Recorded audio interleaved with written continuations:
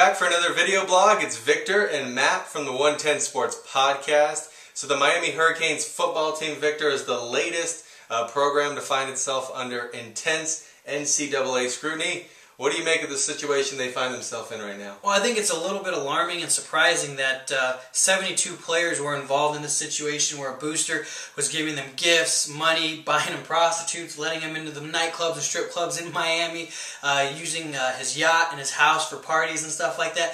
I think it's, when you look at the grand scheme of things, it's how this went on for as long as it did. It's a little surprising. But be honest with me. Would you want to go to Miami if you're a good football player? now that you know what you know, would you want to go there? Well, I think the thing is that when this all went down, they were a mediocre team. I know, that is the problem. I mean, it's not like you were winning like a dynasty like at USC or something like that. You were a mediocre team winning 6-7 games a year. Now, the death penalty's been mentioned mostly by ESPN. Do you think that's a realistic option? I don't know. I think that nowadays, with the television contracts and stuff like that, it's too challenging, and I don't think so. Yeah, you know what's weird about Miami is they've never really been a great sports town. They kind of hold big events pretty well. They do the Super Bowl well. They do some other big stuff well. But even look at the Miami Heat. The whole season, you know, we heard about the season, the tickets being sold out, but there were a lot of empty seats there.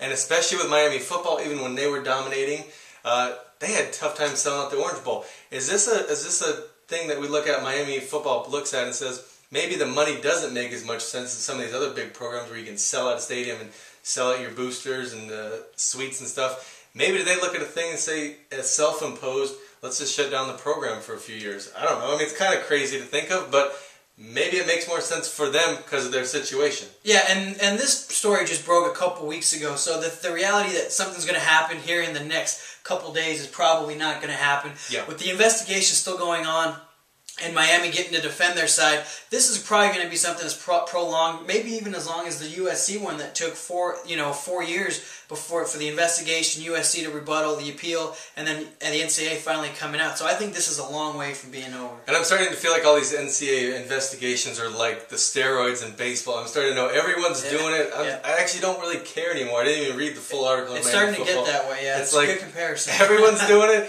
Maybe we just kind of wipe the slate clean and let's kind of start with new rules, and the NCAA should overhaul everything. So, I don't know, that maybe should be an option. But join us Wednesday for episode 117. Our guest is going to be NBA legend and TV show host John Sally. We'll talk about his new TV show, and we'll touch on the NBA lockout and players playing overseas, because he did that as well. So join us Wednesday at 110sportspodcast.com, episode 117.